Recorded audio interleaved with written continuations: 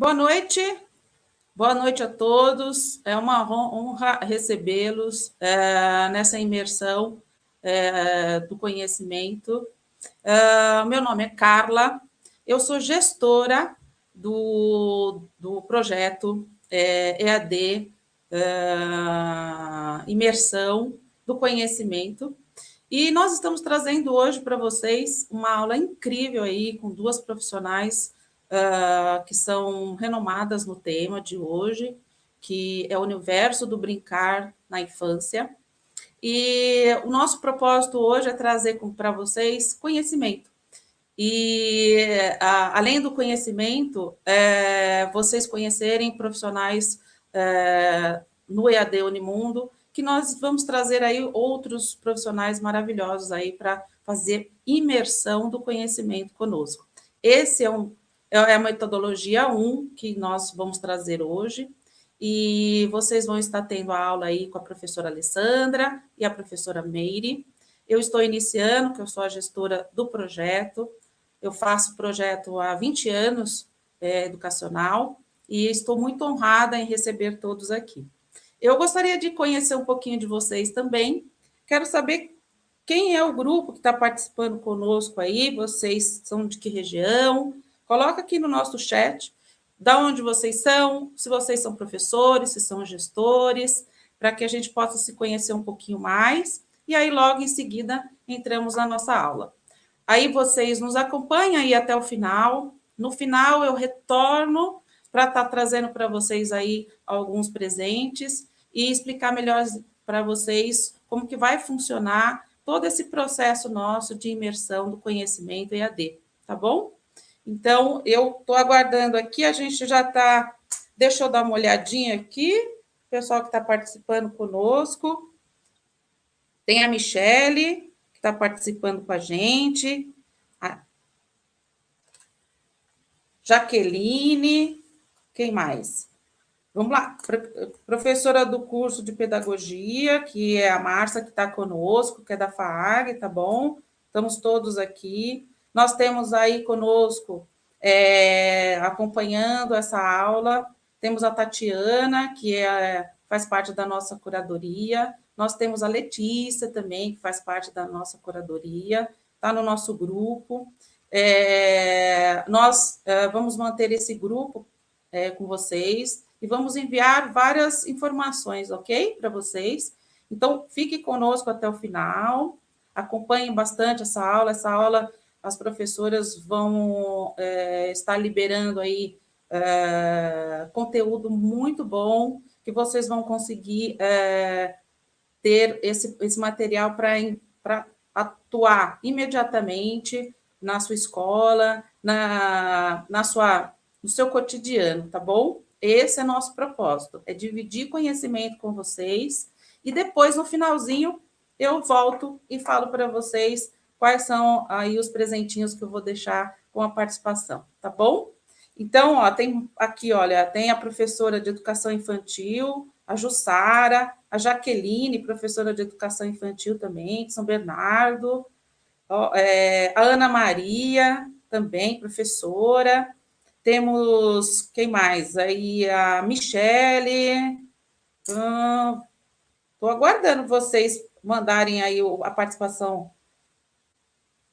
Aí está lá isso? Desculpa se não for dessa forma, está lá, mas aí está lá a Marques também, está participando conosco. Agradeço muito a participação de vocês, é muito importante nós, como educadores, temos aí essa interação e essa troca de conhecimento, principalmente com profissionais que estão aí engajados no cotidiano, principalmente da escola privada e da escola também pública, né? Nós temos aí o histórico da professora Alessandra, da professora Meire, que vão também agora, vocês vão conhecer um pouquinho mais. Quem já conhece a professora Alessandra e a professora Meire? Coloca aí no nosso chat, para que nós possamos saber. Eu tenho pessoas aqui que estão de DDDs, não só de São Paulo, mas de outras regiões. Gostaria de conhecer um pouquinho mais de vocês. Coloque aí no nosso chat, para a gente poder conhecer melhor e, então, ter aí uma aula mais próxima possível, mesmo estando virtualmente com vocês. Então, professora, tem mais aqui, Ana Maria, Letícia, vamos lá. A Márcia, Jussara, duas são excelentes profissionais, bacana, tá? A Itra já conhece o trabalho das professoras, muito bacana. Márcia Mello, coordenadora. Obrigada, Márcia, pela presença. Bacana. Então, é isso, pessoal. Então, nós estamos iniciando com a primeira metodologia, nós estamos iniciando aí o nosso projeto de imersão do conhecimento EAD, tá? Então, estamos aqui, EAD Unimundo e a FAAG, que é a faculdade que certifica todos os nossos cursos, é uma faculdade que já tem projetos em EAD, tanto no Brasil quanto no exterior. E aí nós vamos depois passando para vocês tudo aquilo que o EAD Unimundo FAAG vai estar oferecendo, é só acompanhar nossas redes, tá bom? Nosso Instagram, o nosso Facebook, o nosso YouTube, e assim vocês vão conhecer e vão, porque nós vamos trazer várias aulas também gratuitas, onde a gente vai estar dividindo conhecimento com vocês, ok? Boa aula para vocês, retorno logo no finalzinho e espero que todos estejam conosco até o final. Boa aula, obrigada.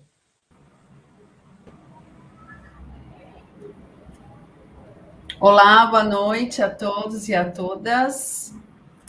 Boa noite, gente, tudo bem com vocês? Já vi um monte de gente conhecida aqui. Que legal. Sejam bem-vindas todas aí para mais uma aventura nossa, né, Ali? Gente, hoje a gente vai ter um aulão. A gente quer pedir que vocês interajam no chat para a gente poder fazer com que vocês possam participar e a gente tire dúvidas. A gente quer que seja uma aula interativa. Então, vão fazendo comentários, dúvidas aí no chat para a gente sentir como que tá. O tema da aula de hoje é o universo do brincar na infância. Então, a gente vai ampliar um pouco a temática que a gente já trata, que vocês já conhecem a gente falando que é do brincar holístico. Vamos trazer um pouco, situar um pouco desse brincar na infância aqui com vocês. Para quem não conhece a gente, nós somos duas coordenadoras pedagógicas da Rede Municipal de São Bernardo e o trabalho que a gente desenvolve, né, as imagens que vocês vão ver são das escolas onde a gente atua. Até vi a Isabel comentando aqui, trabalho com a Meire. Então, é um trabalho da rede pública, mostrando o que é possível fazer, e sempre muito atrelando, né, essa teoria que a gente acredita, mas com as práticas pedagógicas aí possíveis da vida real, cotidiana com as crianças, tá bom? Eu vou pedir para colocar os slides, que a gente separou um material, umas imagens aí que a gente achou potente para conversar sobre o brincar. Então, a gente vai começar conversando um pouquinho aí sobre essas imagens. Queria que vocês pensassem aí, olhassem esses contextos, esses espaços propositores organizados pelas educadoras das escolas que a gente atua, e pensassem na possibilidade de brincadeira que essas propostas dão para as crianças. Primeiro, que quando a gente organiza esse espaço, a gente faz um convite para a criança, e segundo, que quando a gente organiza esse espaço, a gente vai proporcionar a imersão num brincar de um pensamento mais heurístico ou de um pensamento mais simbólico. Então, vamos olhar aí essa primeira imagem aí, que é esse contexto com os dinossauros. Olha a potência que tem esse contexto aí para emergir para o pensamento simbólico mesmo, dos bichos, das histórias, dos enredos, assim como nessa segunda imagem aí, ó, dos carros na areia, e aí essas plantas, né, que envolvem esse cenário que a professora construiu, e a possibilidade das crianças também criarem os seus próprios cenários a partir daí. Na última imagem aqui também a gente vê um cenário onde vai emergir fundamentalmente o pensamento simbólico, representativo ou faz de conta, né? Da brincadeira de casinha com bonecas, shampoos. E aí, em outros momentos, a gente organiza o espaço pensando nas materialidades e nesses objetos que são objetos não estruturados, justamente para pensar o que vai emergir daí. Aí que a gente consegue observar. Se as crianças estiverem num pensamento mais simbólico, vai emergir o brincar simbólico. Se as crianças estiverem numa investigação mais heurística, vai aparecer esse pensamento heurístico. E muitas vezes esses dois pensamentos vão se fundir, vão se entrelaçar e vão aparecer nessas brincadeiras. Então, a gente acredita que o brincar potente na escola, ele só é possível a partir de adultos sensíveis que proporcionem tempo e espaço adequado para esse brincar da criança acontecer. E aqui um pouco da nossa legislação, né? E o que a gente tem hoje, e a legislação brasileira é tida como uma legislação de vanguarda na educação infantil, né? E o brincar, ele não é somente algo que a gente pode proporcionar, ele é direito da criança, então é nosso dever, né? E nos documentos eles estão, na base ele se constitui como um dos direitos, né? E nas diretrizes, ele está como eixo, ou seja, todas as práticas pedagógicas, elas serão estruturadas pelos dois eixos, que são interações, então é na relação com o outro, é nesse contexto que as crianças aprendem, e na brincadeira, então é nessa relação e na brincadeira. Isso que a Lê falou, né, como que a gente organiza esses contextos de forma a contribuir com as crianças e com seu desenvolvimento. E aí uma reflexão, né, para a gente pensar. O bebê, quando nasce, é o mesmo processo de brincar da criança do bebê de 1 ano, do bebê de 6 meses, e aí para 2 anos, tem diferença, gente? Coloquem aí no chat. É a mesma coisa? A gente consegue brincar? A criança de 6 anos brinca da mesma forma que a criança de 2 anos? Vamos diminuir aí esse processo de desenvolvimento, né? Porque o bebê de 0 a 1 ano explode, né? O tanto de desenvolvimento aí, né? A Márcia está colocando que não, tem diferença. E vocês conseguem considerar isso nos planejamentos?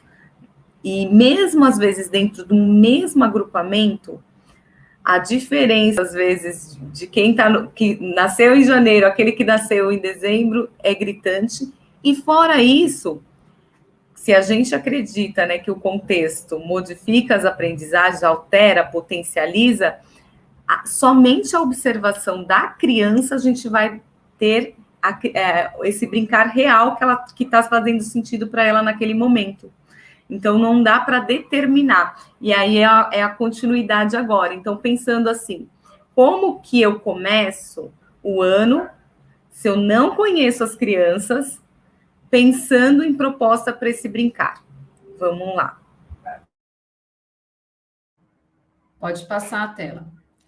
Então, o que a gente sempre conversa com os nossos educadores, né? Quando a gente dá formação? Quando eu não conheço as crianças, eu preciso ter um conhecimento da regularidade do desenvolvimento infantil.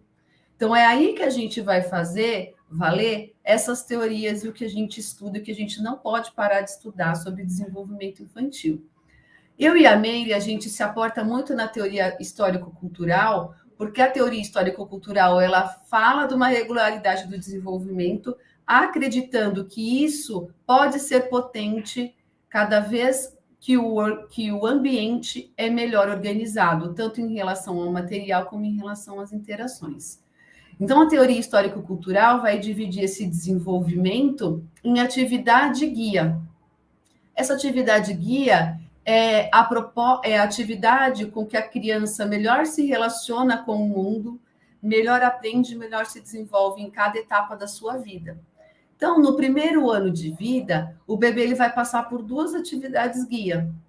A primeira atividade guia vai ser a comunicação emocional, é quando o bebê está aberto para receber essa relação com esse adulto que cuida, que normalmente é a mãe ou o pai, né, um cuidador que está mais próximo. A comunicação vai acontecer justamente através de olhares, de balbucios, desse bate-bola que o bebê responde, o adulto também responde, aguarda o bebê responder e entra nessa interlocução, mesmo sem palavras.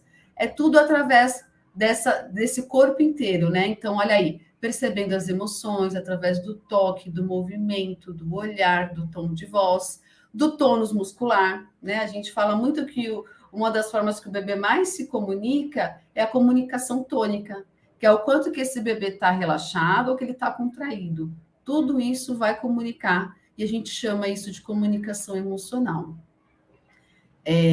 Como que a gente amplia essa comunicação emocional? Entrando na interação com essa criança, sendo um adulto privilegiado, aberto, sensível, atento, dando essa atenção plena para esse bebê do qual você está na relação.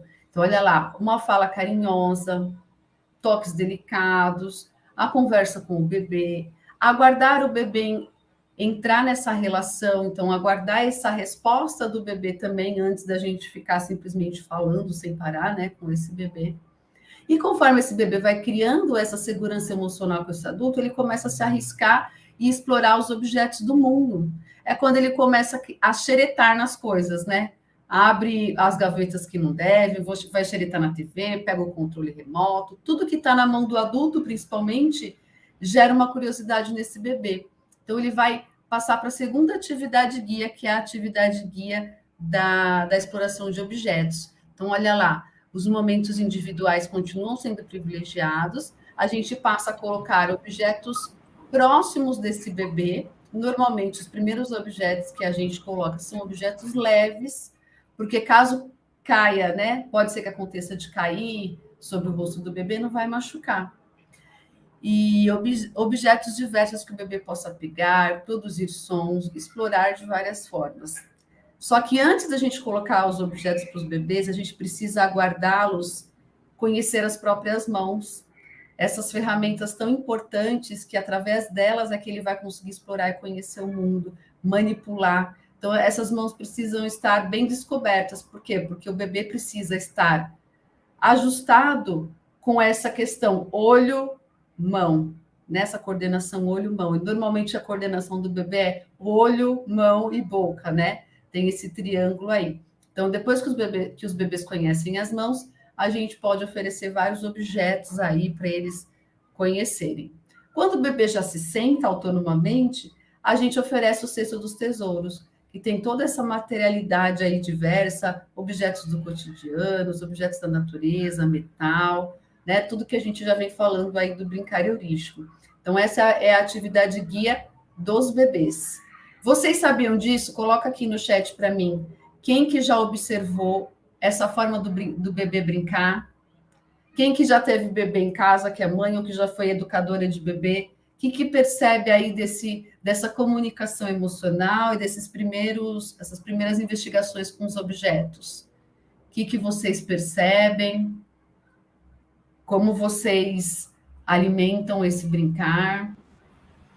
Conta para mim aqui no chat. Enquanto elas colocam, né, Ale? É muito comum as pessoas falarem, se eu falar em tom mais forte, o bebê se assusta, mesmo que eu fale lindo, né?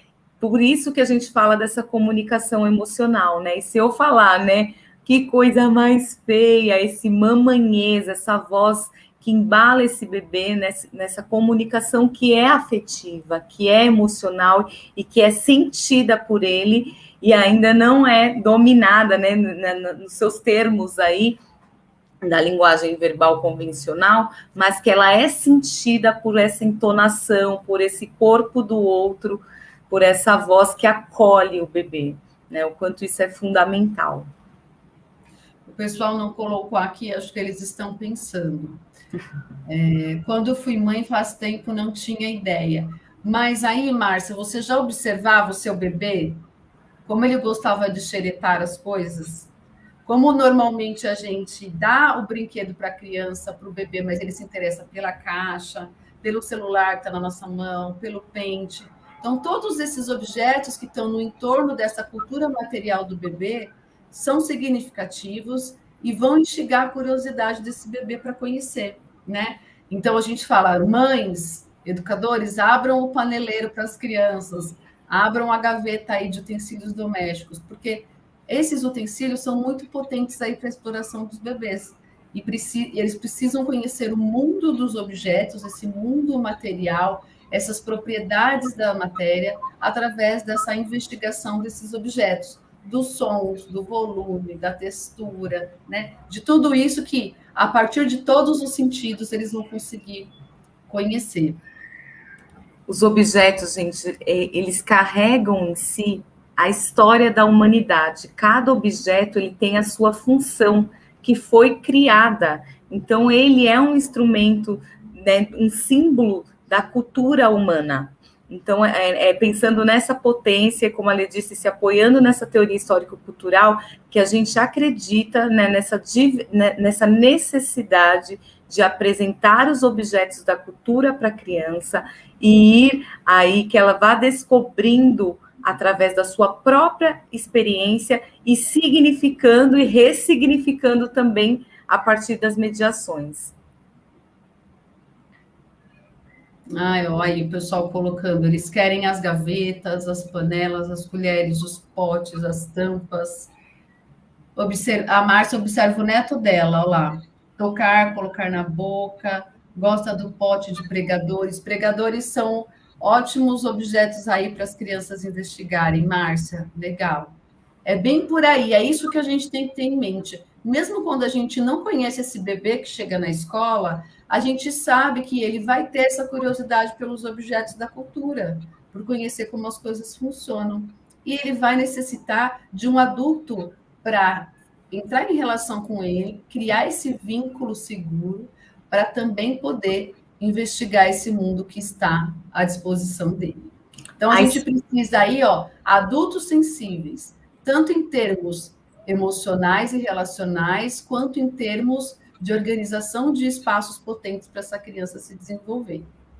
E essa escolha, gente, ela é intencional, né? A escola não pode estar a serviço do mercado, onde o mercado dita o que é ou não brinquedo das crianças. Os bebês e as crianças, se a gente acredita que eles são potentes, eles mostram para a gente quais são os melhores objetos, né? E a gente tem, baseado nessa observação da ação da criança, da sua curiosidade, do seu interesse, dessa atividade guia, que é a ação mais presente naquele momento da vida.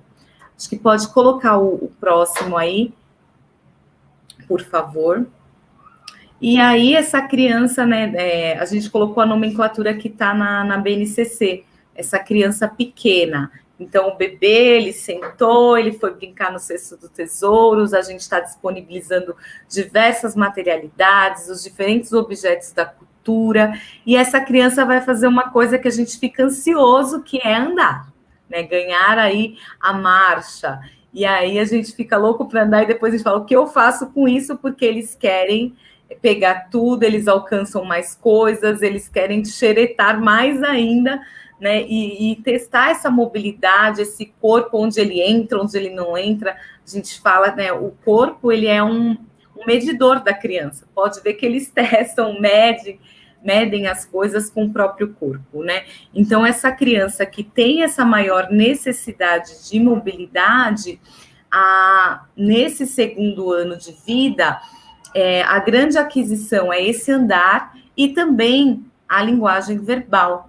E essa exploração de objetos, ela não se cessa, ela continua. Aqui a gente já vê muitas ações de imitação das crianças, mas são ações que, na maioria das vezes, brecam ali. Ela imita, né, com os objetos, mas ela ainda está muito interessada, como a Márcia colocou ali, nesse objeto de bater ele, de colocar na boca, de pôr um em cima do outro, de começar algumas ações combinatórias aí, né? E o que a gente pode fazer para ajudar nesse momento dessa vida? Continuar aí com esses objetos da cultura, né? É como se a criança estivesse se perguntando, lá o bebê, o que é isso, né? E aqui ela vai se perguntar o que eu posso fazer com isso. Então, ela está o tempo inteiro testando o que dá para fazer com aquilo. Se encaixa, se não encaixa, se faz barulho, se não faz barulho.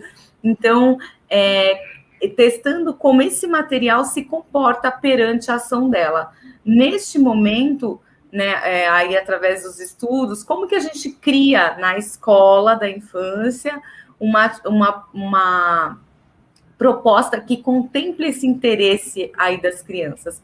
A gente fala das sessões do jogo heurístico, que é quando a gente cria um laboratório para que a criança possa aprofundar essas pesquisas. Porque ela vai fazer isso, gente, independente da gente criar o laboratório.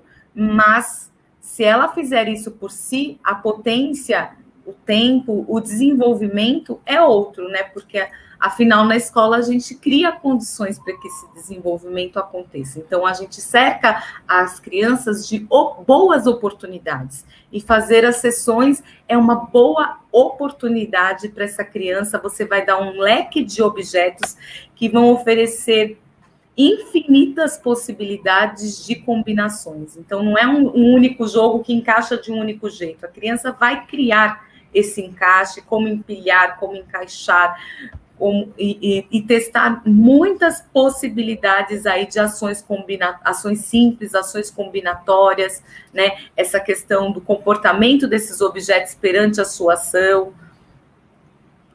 Eu já ia É interessante, né, Meire, que a teoria histórico-cultural fala justamente disso que você estava falando, que o melhor momento para a gente estimular a criança é o momento que aquela função psíquica está se formando. Então, nesse momento, a função psíquica da atenção, da memória, da linguagem verbal, do planejamento, é esse momento que está se formando, né? Todas essas funções psicológicas. Então, é nesse momento que a gente precisa criar esses laboratórios para aprofundar a forma das crianças usarem essa atenção sustentada, esse planejamento, essa memória aí, através da exploração de objetos. As crianças, a Márcia perguntou, é mais importante que os brinquedos? A gente acredita com certeza que sim. As crianças estão formando percepções das coisas do mundo. Elas estão sendo apresentadas ao mundo. Se eu dou somente o brinquedo, ele tem uma única temperatura, um único peso, uma única textura. A partir do momento que eu vou diversificando, a criança ela vai categorizando. E não é que ela nomeia isso. Isso daí do nome do conceito, isso vem depois, né? Quando essa linguagem verbal já está mais desenvolvida. Mas ela é capaz, assim como nós, quando eu olho uma colher de pau, eu sou capaz de inferir internamente aqui na minha memória o peso, a temperatura que ela tem, que é diferente de um metal, que é diferente de um plástico, a sensação que eu tenho ao tocar a madeira. Se a criança só toca o brinquedo de plástico, porque a cultura material predominante no mercado é plástico, e plástico colorido, porque também inventaram que criança só gosta de coisa com cores muito fortes, e isso a gente também vê que não é uma verdade, né? A gente pode sim oferecer os materiais para as crianças em suas cores naturais. Elas estão interessadas muito mais no que esses objetos proporcionam e nas relações que nas ações que ela pode ter com eles. Então, é muito mais importante um leque variado de objetos da cultura do que o brinquedo. O Cazuza tem aquela frase, né? O nosso amor a gente inventa, e a criança, ela age mais ou menos, o nosso brinquedo a gente inventa, né? Dá o brinquedo que ela vai pegar a caixa, né? Ela vai na colher. Então, é bem isso mesmo, né? Esses interesses que são genuínos, né? Característicos dessa criança aí nesse momento de vida que apresenta essa regularidade. Pode passar esse, né, Ali?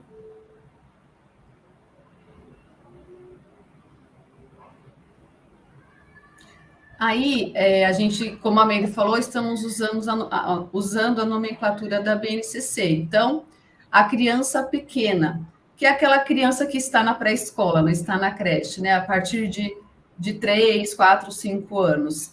A criança pequena passa a ter como atividade guia, principalmente o jogo de papéis, ou faz de conta, ou brincar simbólico, brincar representativo, né? Cada autor usa um termo, mas é o brincar de faz de conta. Por quê? Porque elas estão buscando outras perguntas ali na cabecinha delas. Elas já perguntaram o que é isso, como isso funciona, o que eu posso fazer com isso, e agora elas estão se perguntando como as relações humanas funcionam. Então, elas vão observar como as relações do pai com a mãe, como é ser médico, como é ser professor, como é ser irmão mais velho. E a partir dessas observações, elas vão encarnar esses papéis na sua brincadeira de faz de conta. Então, a gente fala que é quando começa a formação da função simbólica. A criança assume esse papel, passa a agir de acordo com ele, toma outras atitudes, submete sua própria conduta a determinadas regras. O brincar de faz de conta, ele tem regras que não são explícitas, mas estão implícitas na brincadeira. E essas regras são justamente observadas no mundo social. Então, por exemplo, se uma criança que na brincadeira de faz de conta, ela é a mãe, e ela faz uma coisa que não é normalmente comum que a mãe faça, a outra criança vai repreender, vai falar, mas mãe, não faz assim. Ó, se você é a mãe, você tem que fazer desse jeito. Então, percebam como tem aí uma regra implícita nessa brincadeira que ajuda as crianças na autorregulação da sua conduta, né? Que também vai ser importante para toda a vida dessa criança. É aí que ela está desenvolvendo todas essas questões. E aí a gente precisa montar contextos que novamente ampliam e aprofundem a forma desse brincar. Então, esses contextos de brincadeira de casinha, de escritório, de médico, ampliar também os argumentos. Às vezes as crianças não têm também muito argumento para colocar na brincadeira e a gente vai ampliar esses argumentos, buscando com que a criança tenha cada vez o brincar simbólico, um brincar de faz de conta mais aprofundado. Lembrando que a gente sempre fala que o brincar de faz de conta, ele começa com uma ação imitativa, depois ele começa com um enredo pequeno, né? E depois ele, conforme a criança vai ganhando esse know-how, ela começa a deixar outras crianças participarem do brincar de faz de conta, faz a divisão de papéis, e a brincadeira de faz de conta pode durar dias, meses, um tempão, conforme a criança vai se aprofundando e vai ganhando essa verbalização, essa socialização com outras crianças. A professora Tizuko fala que nessa elaboração mais profunda do brincar simbólico, as crianças leem a mente da outra. E é muito interessante mesmo, como elas já falam uma coisa e elas já sabem como a outra criança vai responder. É como se eles fizessem a leitura das mentes mesmo. Então, isso é um brincar simbólico muito elaborado. Para essa criança chegar nesse brincar simbólico muito elaborado, nós, na escola, vamos ter que possibilitar tempo, espaço e alimento de argumentos aí para essa brincadeira ficar cada vez mais aprofundada. Teve perguntas aí sobre isso? Teve do Mobile ali. Ah, sim, a Márcia perguntou do Mobile. Ah, fazer análise dos móveis. A gente conversou até agora que as crianças os bebês e as crianças bem pequenas estão tirando percepções do mundo material. O Mobile, ele é interessante se ele for um Mobile que está ao alcance das mãos do bebê. Ainda assim, por ele estar preso na corda, o bebê vai poder fazer muito pouco, porque ele vai tentar puxar e não vai conseguir fazer mais nada com aquele objeto, porque o objeto está ali estático, parado. Então, é muito mais interessante para um bebê ter objetos ao seu redor que ele possa olhar para o lado, tentar alcançar, tentar rolar para alcançar um outro, do que um Mobile. O Mobile, ele também superestimula o bebê, viu, Márcia? Pensa você quando você vai num restaurante comer com sua família. Você está lá e você quer se concentrar naquela reunião social ali com seus familiares, mas tem uma televisão ligada, sei lá, um futebol ou um jornal. Vez ou outra, você não se sente compelido a olhar para aquilo? É como se você estivesse sendo estimulado a mudar a sua concentração, a sua atenção para outras coisas. E é isso que acontece com o bebê. Porque o móvel fica rodando ali na frente do rosto dele e ele não consegue se livrar daquilo. Então, ele é obrigado a olhar para aquilo e ele fica super estimulado. Então, ele bate os bracinhos e bate as mãozinhas. E aí a gente fala o quê? Nossa, eles adoram o móvel. Olha como o bebê fica feliz com o móvel. E, na verdade, ele está demonstrando com o seu corpo que ele está super estimulado. Então, o móvel a gente precisa tomar muito cuidado para usar. É um dos brinquedos mais comercializados para bebê, né? E a gente precisa saber que não é um brinquedo adequado para esse bebê, né? Porque ele pode ficar no berço, ele pode ficar no colchão sem ter nada ao seu alcance? Pode e deve, porque é aí que ele vai conhecer a sua própria voz, vai balbuciar, vai conhecer suas mãos, vai conhecer seus pés. Ele precisa desse tempo, ele com ele mesmo, né? Que naquele momento da alternância presença-ausência, do eixo psíquico do bebê, que a mãe ou o adulto sai e esse bebê consegue se envolver com ele mesmo. Então, para que a gente vai tirar a concentração do bebê dele próprio? Vai colocar estímulos para que ele sempre esteja olhando para fora, para o que é externo. Esse bebê precisa se conhecer primeiro para conseguir ter potência aí para fazer essas explorações do mundo material depois. E veja como faz sentido, né? Porque daqui a pouco a gente fica falando, essa criança não presta atenção em nada, ele não se concentra, a gente não dá tempo, né? A gente é o tempo inteiro estimulando, o tempo inteiro cutucando, a criança não tem, o bebê não tem tempo de se perceber, né? De ir desenvolvendo isso. E a gente faz isso na maior das boas intenções, mas do quanto é importante a gente ir estudando, né, e ressignificando algumas coisas aí. Tem uma pergunta aqui, ó, Meire, da professora Andréia Vanessa. Você quer responder? Posso responder. A gente vai falar disso, Andréia, mas assim, já respondendo, esse brincar heurístico e o brincar simbólico, eles vão se misturando, né? E a gente percebe que os bebês, as crianças menores, essas ações imitativas, que é como a Lê falou, não tem enredo ainda. Quem vai te mostrar isso é a sua criança real. Então, é a Beatriz que está lá, é a Daniele que está lá. Você vai olhar e você vai observar esse brincar. Então, as crianças de uma mesma idade, elas têm processos heurísticos e também ações, brincadeira simbólica. Agora, em que momento que ela está? Se ela está mais numa ação imitativa, ou se ela já está criando enredo, ou se esse enredo já está durando um pouco mais. Porque tem aquele comecinho, né? Põe a bolsa, tchau, mãe, e sai e morre ali a brincadeira, porque ainda não tem continuidade, né? E o quanto é importante a gente ir alimentando todos esses tipos de brincadeira das crianças. Então, não é isto ou é aquilo, né? A teoria histórico-cultural não trabalha com etapas, com, né, coisas fechadas. Então, a gente acredita que, né, pensando aí nessa perspectiva da teoria, que o mundo ao redor também altera esse desenvolvimento, essa aprendizagem e esse desenvolvimento.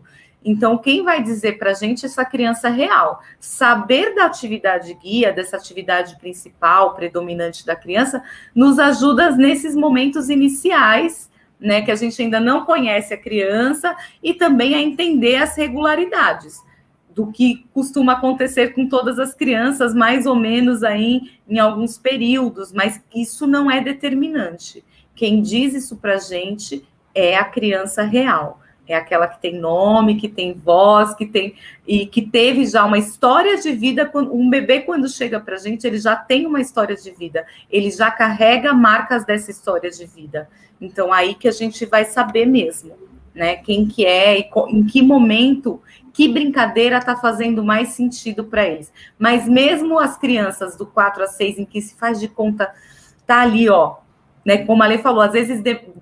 Não sei se vocês têm memória disso, de ficar numa brincadeira com o vizinho, com o primo, assim, de durar muitos dias. A mesma brincadeira e volta, você é o mesmo personagem, o mesmo nome, e tá ali naquele ambiente ainda. Então, é um pouco disso, né? Mas mesmo essas crianças, a gente vai observar que elas ainda estão questionando sobre os objetos, elas ainda estão testando possibilidades com eles, elas ainda estão fazendo essas ações combinatórias, querendo entender esse mundo matemático, físico, e aí vai ficando cada vez mais refinada, né, essa pesquisa, mais elaborada. Se ali tinha aquelas ações combinatórias, agora eles vão trabalhar com a questão de pesos, medidas mais precisas, né?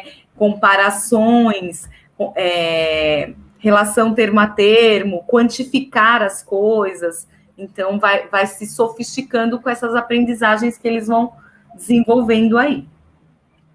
Tem mais uma pergunta antes da gente passar para o outro slide, que é da Mary Souza. Brincar de faz de conta, além de tudo que você falou, também ajuda na construção da autoestima? Mary, eu vou dizer que todo o brincar da criança, quando ele é respeitado e ele é dado essa importância pelo adulto, ele contribui na construção da autoestima. Não apenas o brincar de faz de conta. Então, por exemplo, quando eu falei, a gente superestimula o bebê a não ter autonomia, autoestima. Essa palavra auto quer dizer voltado para si mesmo. Se eu toda hora estou estimulando o bebê a brincar de uma coisa que ele não se interessou, estou substituindo o interesse genuíno desse bebê pelo meu interesse, estou me intrometendo toda hora na ação espontânea desse bebê, eu estou ferindo a autoestima dele no mesmo momento. Então, isso é até antes do brincar simbólico. É lá no brincar, na comunicação emocional, no brincar com objetos. Então, por isso que a gente fala, o brincar, ele só é considerado brincar se ele for livre. Não existe brincar que não seja livre. O brincar sempre é livre, né? E é uma condição para ele ser brincar. E a gente fica toda hora ali, ó. A gente que quer empilhar os objetos para o bebê, a gente que quer brincar lá de faz de conta e falar o que a criança tem que fazer, né? Tudo isso diz para a criança e passa uma mensagem de você é inadequada, você não é capaz, você precisa de mim. Olha como mexe com a construção da autoestima. Ao passo que quando a gente organiza espaços potentes dentro da zona de desenvolvimento proximal daquele bebê, daquela criança, e permite que esse bebê, essa criança tenha autonomia, tenha iniciativa, se envolva nas suas próprias pesquisas, na sua atenção sustentada, eu estou dizendo, isso que você está fazendo é importante, eu valorizo, eu acompanho, eu estou aqui perto, mas eu não estou aqui para te criticar, estou apenas para te dar esse sustento, esse apoio emocional. Então, a autoestima a gente está o tempo todo ajudando ou destruindo, né? Nesse sentido aí, tanto dos bebês como das crianças. Eu acho importante falar, né, Ali, que às vezes gera um ruído essa parte de falar que o brincar é livre. O brincar é livre para a criança, mas super intencional para o educador. A gente faz o quê, né? Porque às vezes os professores se sentem menos protagonistas. A gente cria condições para esses brincar, né? Para esse brincar. Essas cenas que vocês estão vendo aí são educadores que criaram as condições. Provavelmente pode emergir a brincar de comidinha é uma brincadeira que carrega a nossa ancestralidade, né? Mas se você não tem nada para fazer isso, a criança vai ter que brincar com a mão. Olha que condição, né, mais precarizada e né, sem relação, sem potência, sem outros objetos da cultura que são utilizados para isso. Então, o protagonismo do professor se dá aí, né, quando ele organiza esse contexto, quando ele coloca esses objetos, quando ele vê que a criança está procurando alguma coisa e ele vai lá, ela está procurando alguma coisa para pôr na panelinha, vai lá e colhe as folhinhas no jardim, ou tem um restinho, uma massinha para colocar lá. Então, é ali que está esse protagonismo, né? Isso que a Lê falou, olha que linha tênue. A gente intervém, sim, no brincar da criança, mas é uma forma muito mais contida e sutil, né? Teve mais pergunta. A gente vai passando os slides ou vai respondendo, hein, Meire? Olha, brincar faz com que a criança desenvolva a sua coordenação motora? Sim, justamente pelo que a Meire falou. Olha, vamos pensar que tanto no brincar heurístico como no brincar de faz de conta, brincar simbólico, a gente vai proporcionar contextos em que a gente coloque objetos da nossa cultura lá. Pegadores, talheres, potes, panelas. A gente tem esses objetos da cultura e todos os movimentos que a gente faz estão relacionados com ferramentas que o homem criou, não é verdade? Eu só faço esse movimento quando eu pego o pegador de salada, porque essa ferramenta exige que, para eu conseguir pegar a salada, eu faça esse movimento aqui. Então, se eu proporciono que a criança tenha contato com essa ferramenta da cultura, ela vai desenvolver todo o esquema corporal e de coordenação motora para fazer esses movimentos. Então, tudo que a gente coloca na escola está desenvolvendo a coordenação motora. Eu não preciso falar para a criança rasgar, fazer bolinha de crepom, colar no papel. Isso não é trabalhar a coordenação motora. Eu não preciso ficar lá falando que é só a tesoura. Na escola, o único instrumento da cultura que a gente vê é a tesoura. A gente tem que parar com isso. Os instrumentos que a gente usa na nossa cultura precisam estar na escola, porque é eles que vão favorecer a construção desses esquemas corporais aí pelas nossas crianças, né? Criança que brinca e que tem acesso aos objetos da cultura não precisa de exercício. Aliás, nenhuma criança precisa e merece esses exercícios artificializados, desprovidos de sentido. Né? Então, quando a criança vai cozinhar, às vezes você vê, gente, os dedinhos lá picando a massinha em 1000 pedacinhos. Isso está fazendo, ela está inteira ali, ela está na experiência, ela está querendo fazer aquilo, ela tem uma motivação interna, que é a necessidade dela de brincar. Não é à toa que está na nossa legislação esse brincar como direito e como eixo das práticas pedagógicas, né? Então, cabe a gente aí ir entendendo, né, tendo ferramentas, né, para fomentar esse brincar com qualidade na escola da educação infantil. Pode passar. Essa questão do brincar com outros, sim, a gente falou pouco disso, né, ali nas regularidades, mas a criança, o bebê, ele brinca mais sozinho, e se ele tem um espaço de socialização, né, que a instituição escola é um dos principais aí, eles vão, é muito importante para que ele vá se socializando, e essa necessidade de brincar com outro, ela vai se constituindo, ela vai sendo construída, não é uma coisa que já de cara, mas as crianças são empáticas, gente, e isso tem pesquisa que já mostra desde dos bebezinhos, né, e eles têm o ser humano, ele precisa do outro, né, e com a cuidado a gente consegue ver isso.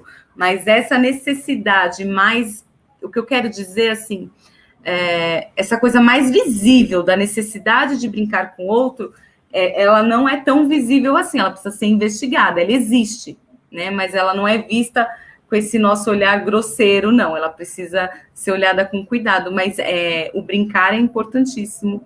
E as crianças costumam se organizar em pequenos grupos, então é uma ilusão, ninguém... Pensa a gente numa reunião, ninguém fala com todo mundo ao mesmo tempo. Você não estuda com todo mundo ao mesmo tempo. Você estuda num pequeno grupo, ou então você fica numa relação transmissiva com uma única pessoa falando, né? E no brincar também, as crianças por si só, você pode levar para o parque, tá? O grupo inteiro. Eles vão constituir os subgrupos ali das brincadeiras deles.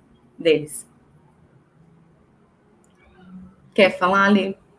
Então, aí nesse slide, a gente colocou algumas das formas aí de se desenvolver, que é a partir do brincar. Então, tudo que a gente conversou até agora, ó, primeiro a gente dá esse tempo para o bebê descobrir suas próprias mãos, né? E aí depois a gente coloca objetos leves ao alcance, como lenços e demais objetos que ao cair não machuque o bebê. Objetos ao redor desse bebê, não muitos e às vezes não muito longe do bebê. A gente vai avaliar em relação ao desenvolvimento motor desse bebê, para saber a distância que a gente coloca esses objetos. Quando o bebê já se senta, a gente oferece o cesto dos tesouros, que é a primeira modalidade do brincar heurístico. Depois, quando os bebês passam a ter maior mobilidade, o jogo heurístico com objetos, começa a entrar nessa brincadeira simbólica que a gente conversou com vocês, ao mesmo tempo em que a gente passa para a terceira modalidade do jogo heurístico, que é a bandeja de experimentação. Então, percebam, às vezes a gente fala, o brincar heurístico é apenas na creche. Não. O brincar heurístico, ele é possível de acontecer na pré-escola, é importante ter esses laboratórios, porque nesse momento as crianças estão investigando o mundo físico e matemático, ao mesmo tempo que estão brincando de faz de conta. Então, é quando a gente começa a perceber que esses dois pensamentos se entrelaçam e ficam presentes aí na brincadeira das crianças. E a gente colocou aqui para lembrar que também é importante estar na escola as brincadeiras tradicionais, as brincadeiras de roda, né, as cantigas, tudo isso que faz parte do nosso repertório cultural também é uma forma de brincar, só que é uma forma de brincar diferente, que é uma forma de brincar que o adulto precisa ensinar para a criança como brincar, porque foi assim que ele aprendeu, né? Então passa de geração em geração aí através da cultura. Pode passar. E aí, o que é interessante vocês saberem também? A gente fala assim, o brincar eurístico, mas o que é esse brincar eurístico que vocês tanto falam? Eu nunca ouvi falar, o que tem a ver com o brincar de faz de conta? Então, a gente precisa entender que uma criança que ela tem um brincar eurístico mais sofisticado, ela vai também ter o brincar simbólico mais sofisticado. Por quê? Porque como as crianças bem pequenas e os bebês estão conhecendo o mundo físico e material, colecionando impressões, percepções, memória das coisas, elas vão conhecer as características materiais e mais para frente a função real daqueles objetos que estão ali, né? Conhecendo a função desses objetos e suas características, as crianças vão criar essas categorias que a Meire falou e vão generalizar essas propriedades dos objetos. Então, por exemplo, o cabo de vassoura, a criança vai saber que ele é rígido e que ele é comprido, assim como uma espada. Então, na hora que ele for brincar lá de cavaleiro, ele não precisa de uma espada. Ele pode substituir por um objeto que tenha os mesmos atributos da espada. Ser rígido, ser grande. E tudo isso, percebam que é a criança que vai criar, não é o adulto que vai falar, isso aqui pode ser uma espada. É a partir desse conhecimento do mundo material dos objetos que ele vai conseguir fazer essa substituição de um objeto ausente por outro, que é uma fase super elaborada do brincar de faz de conta. Então, para o brincar simbólico ser mais elaborado, as crianças precisam ter conhecidos muitas materialidades, muitos objetos da nossa cultura e conseguido fazer essa memória e essas categorias de objetos aí na mente dela. Pode passar, André.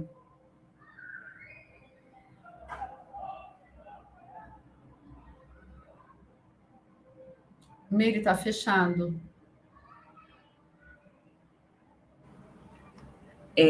Aqui a gente trouxe alguns exemplos de materiais, né? A gente que trabalha aí com a abordagem do brincar heurístico, alguns exemplos dos materiais que compõem as nossas sacolas lá na escola. Então, quando a gente está falando de objeto da cultura, a gente está falando de todos os tipos de objeto, de todos os tipos de materialidade. O que a gente quer dizer com materialidade, gente? São a qualidade desse objeto, né? A qualidade desse material, o que ele tem ali para a criança. Então, todos os tipos aí de elementos da natureza que a gente sai coletando, né? Então, aqui nesse primeiro momento, sementes, argila expandida, galhos, pinhas, penas, buchas naturais, tocos, cabaças, enfim, as folhas, pedaços de bambu, os farináceos que a gente usa, então a gente usa terra, usa pó de café, usa areia e também usa farinha de trigo, farinha de rosca, fubá, várias coisas. O vidro, né? Então, assim, essas pastilhas de parede, isso faz muito sucesso, gente. É muito legal as construções e as elaborações que as crianças fazem. E eles adoram esse barulho que é negado para eles, né? A gente não costuma dar vidro de jeito nenhum para as crianças. Então, e ele tem uma temperatura e tem um peso específico. Então, a gente trabalha com alguns vidros mais resistentes, vidros grossos, né? Como frascos de perfume, esses vidros de papinha. E a gente vai falar disso no brincar heurístico porque é um ambiente controlado. Ele não é dado assim, ó, com a turma inteira, né? Então, os objetos de metal, como os forminhas, latas, bacias, chaves, pegadores, colheres, uma variedade de plástico, e aí a gente seleciona coisas variadas, interessantes, conduítes, bobs, potes, canos, carretéis, medidores, e por aí vai, botões, madeira, né, argola, socadores, colher de pau, pregadores, o que a gente achar, gente, a gente sai garimpando essas coisas.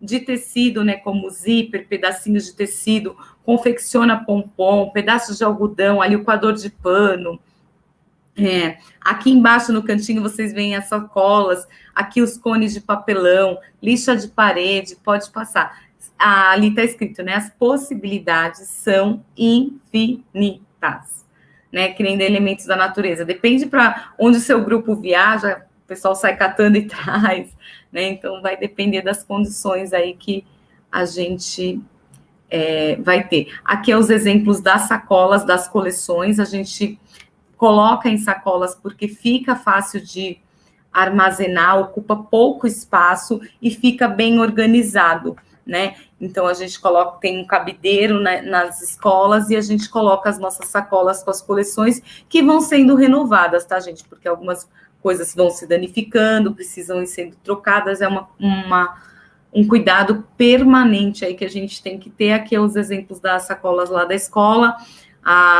Foi até inspirada na Alê, porque a gente tinha visto já na abordagem fazer as sacolas, tem isso já indicado, mas esse visor foi ideia construída com um grupo lá de educadores e fica super show, porque antes a gente usava etiquetas, aqui você tem um visor grande e já vê, né, de cara todos os materiais. Pode passar mais alguns exemplos aí.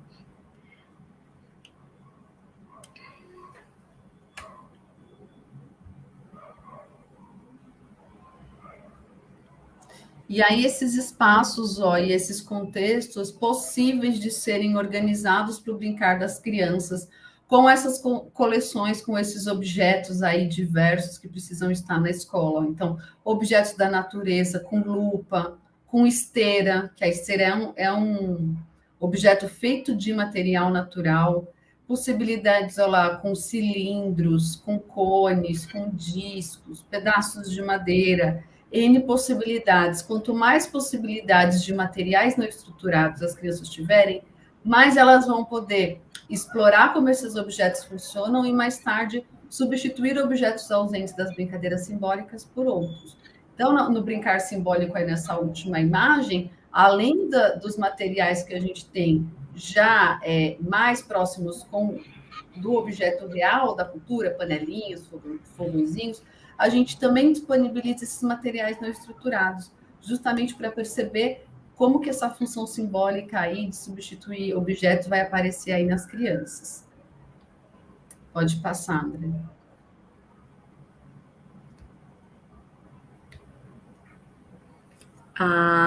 Essa organização do espaço, a gente vai falar dos espaços propositores, esse espaço que já diz, né, as crianças muito pequenas, elas vão ficar enfadadas com essa coisa das consignas, né, que tem gente que chama até de comando, essa palavra eu acho que a gente precisava até ressignificá-la, né, de comandar aí, e esse espaço ele precisa, né, apresentar, ele vai se identificando como um contexto, né, quando ele tem a escuta desse grupo de crianças reais, quando ele tem uma intencionalidade por trás desse professor protagonista, quando ele tem uma estética, né, a gente vem discutindo bastante essa questão que esse contexto, ele nunca é formado por uma caixa de brinquedo virada, né, quando ele tem riqueza de materialidades, né, quando ele tem esse cuidado com essa disposição, com intencionalidade, né, quando a gente coloca dois objetos próximos, a gente já está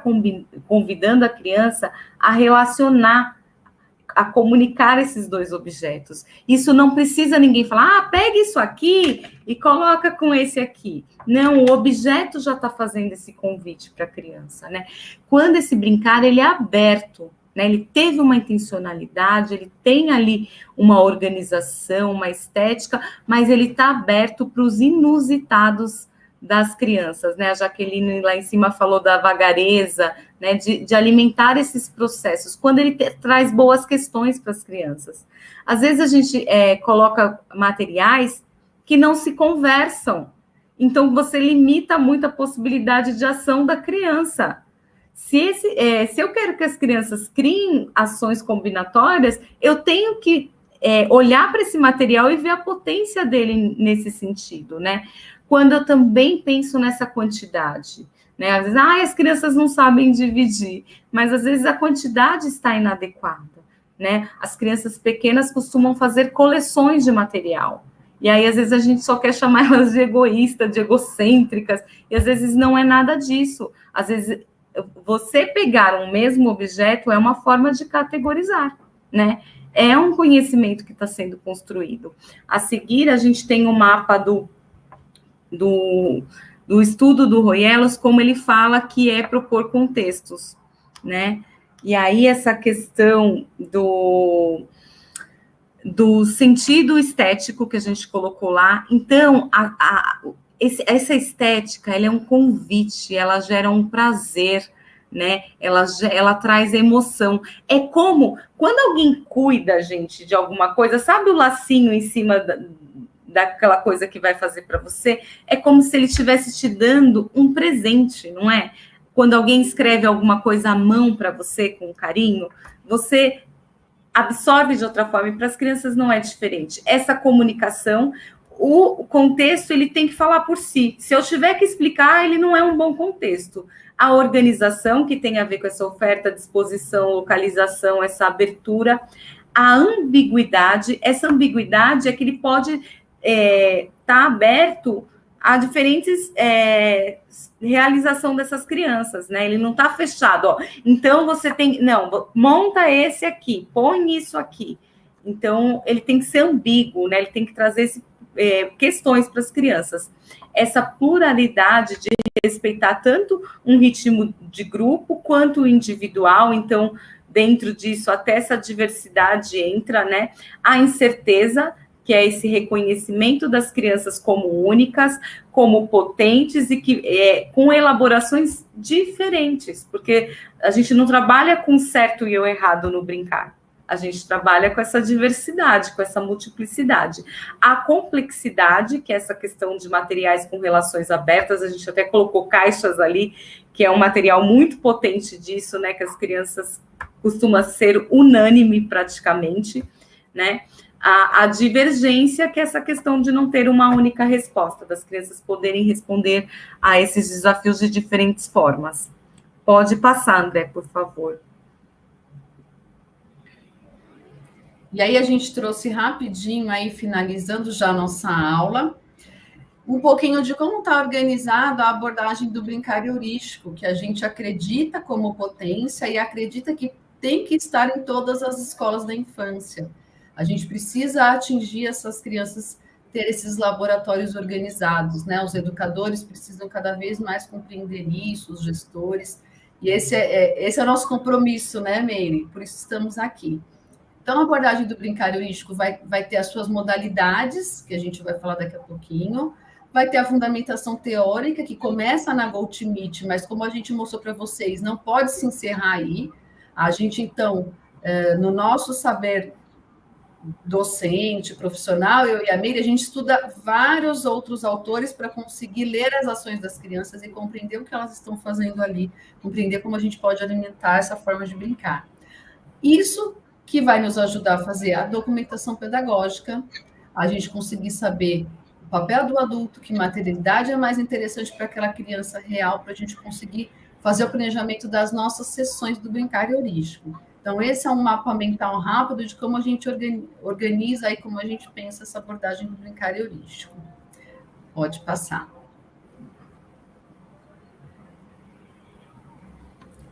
E aí, já o fim mesmo, a convidá-las, né, quem quiser vir fazer parte aí com a gente, esse curso de extensão, que é um curso de 40 horas, organizado por mim, pela Lê, aí, com a curadoria, e aí essa parceria com a Unimundo e a FAAG, que é esse curso de extensão universitária de 40 horas, que eu acho que é o único tão extenso mesmo, né, Ale, dessa temática aí, e que a gente faz essa relação como a gente apresentou aqui, né? Eu estou com algumas professoras lá da escola, e algumas viram cenas delas, né? Então, essa relação da teoria com as práticas, como que a gente foi construindo sentido com isso, porque tem coisa que a gente foi aprender na prática, que a gente ficava, mas o que eu faço agora? E com as nossas equipes, a gente foi criando respostas, né, para a gente conseguir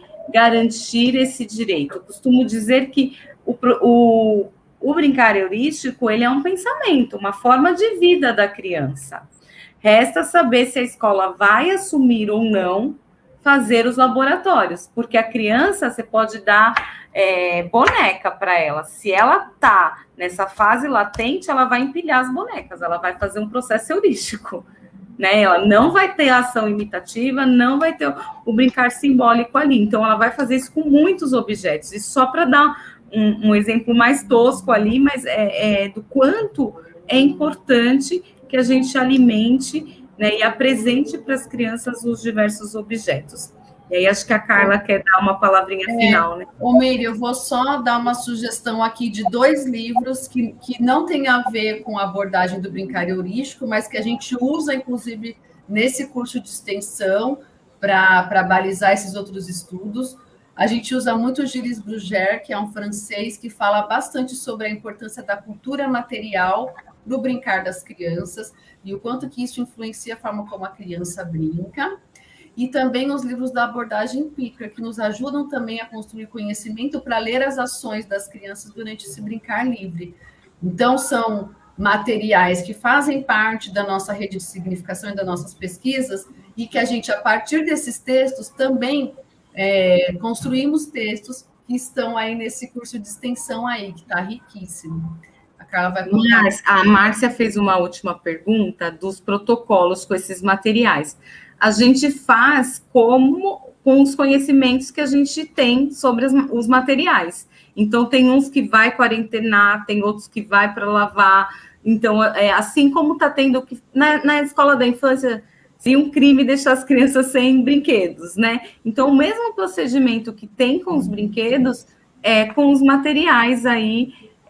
Lá na escola, elas usam muito mais esse tipo de material, não só nas sessões, mas no dia das crianças, do que o brinquedo da indústria. Então, é o mesmo procedimento. O que dá para lavar, vai lavar. O que não dá, quarentena, alguns elementos da natureza colhe, usa e depois já descarta, ou vai para o sol. Então, a gente vai pesquisando aí o que cada material pede nesse momento pandêmico. Maravilha, professoras. Excelente a aula. Então, eu quero fazer uma pergunta para das nossas professoras aí, que estão nesse universo, dessa nova fase da educação e estão participando dessa nossa aula, né? Com esse conteúdo rico que vocês trouxeram. E com esse tema que é o universo da criança na infância. Então, nós temos aí muita coisa ainda para passar, isso foi só um pouquinho dessa trajetória aí que vocês têm de conhecimento. Então, vocês deram aí essa dica do nosso curso do Brincar Heurístico, de 40 horas. E eu quero saber, eu gostaria que vocês respondessem aí no nosso chat, quem saiu mais enriquecido aí de conteúdo, de conhecimento dessa aula?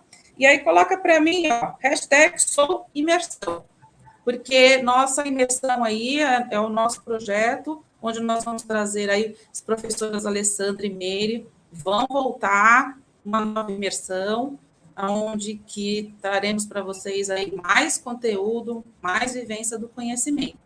E eu quero dizer para vocês... E aí eu vou esperar vocês responderem aí no chat quem é que saiu mais enriquecido e também trazer para vocês, conforme nós prometemos, que nós iremos liberar um certificado gratuitamente para vocês de 2 horas dessa imersão, junto aí com a professora Meire e a Alessandra. Todos se inscreveram aí no nosso WhatsApp. Mantém lá, fiquem lá no nosso WhatsApp. Eu vou precisar que vocês enviem para o número que tem lá como administrador, Carla Chorgak, que sou eu, o nome completo de vocês e o e-mail, porque daí nós vamos fazer o certificado e vamos enviar para vocês, tá? Então, um dos presentes que nós vamos enviar para vocês é essa certificação de 2 horas, tá? EAD Unimundo FAAG, para gratuitamente da participação de vocês hoje na nossa aula. E também, além disso, nós vamos liberar para vocês o link do PDF dessa aula, com um monte de detalhes aí que as professoras enviaram para vocês, forneceram para vocês aí, com essa dica desses livros, que também são maravilhosos.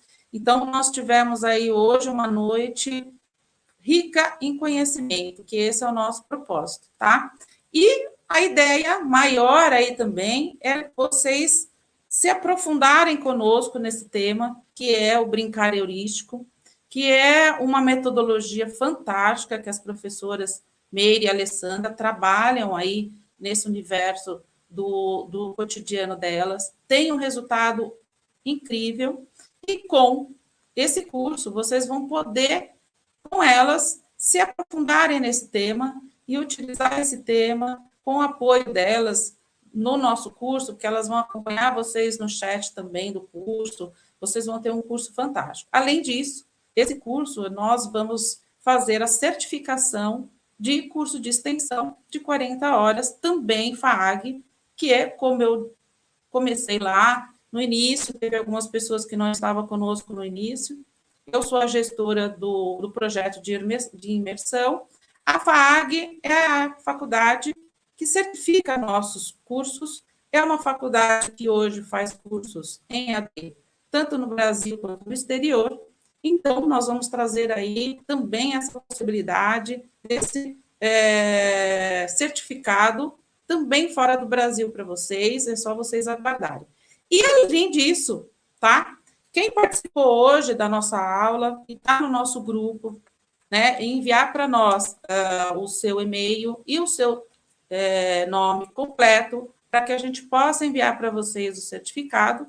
Nós vamos liberar para vocês no grupo também um QR Code que vocês vão poder ir direto para o nosso curso de brincar heurístico e se aprofundar e ter acompanhamento aí desse curso do começo ao fim com a Alessandra e com a Meire, as professoras, tá?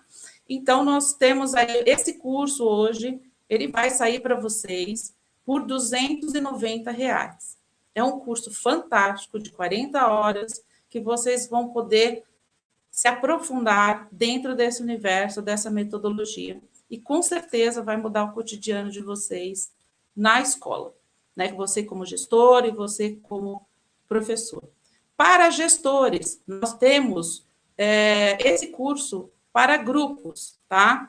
Então, também lá, Carla Chorda, que eu faço parte do grupo, manda para mim, tá? No meu WhatsApp pessoal, que tipo de grupo vocês querem na sua escola, quantos alunos, quantos professores vocês têm, e aí nós, então, fazemos aí uma proposta para vocês de grupo.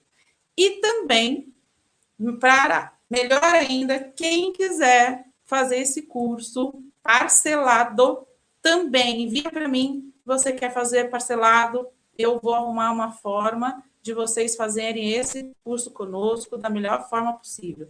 Hoje nós vamos liberar a quem quiser fazer em 10 vezes parcelado, também faremos para quem participou conosco. Okay? Eu agradeço imensamente, estou honrada com a presença de todos os participantes dessa aula. Tenho certeza que todos saíram mais enriquecidos, com conteúdo aí de excelente qualidade e com 2 profissionais de qualidade, tá? Então, EAD Unifag agradece a vocês imensamente. E fique no nosso grupo do WhatsApp, que iremos fornecer para vocês o recorde e os links para que vocês possam pegar o PDF, tá? E também que vocês possam aí entender, fazer o nosso curso, o Brincar Heurístico, também, junto com essas duas. Carla, tem gente falando que já saiu do grupo, se pode mandar o e-mail por aqui, ou como pode fazer. Quem esteve conosco hoje é só entrar novamente no grupo, ou mandar no meu e-mail, ou no meu WhatsApp particular, é só enviar, que você vai receber o certificado dessa aula de 2 horas, o desconto tá? Do curso Rubricário Heurístico, com acompanhamento de vocês, certificação de extensão de 40 horas. Você vai também ter o PDF liberado, tá? Dessa aula, que também está rica em informação, ok? Pode ser também pelo direct do EAD Unimundo também? Pode, também pode. Ó, tá? gente, Se for mais fácil a comunicação. No EAD Unimundo. Quem estiver no grupo vai estar recebendo esse material com mais facilidade, que nós vamos mandar todos os links no grupo. Quem não estiver só para quem saiu, né?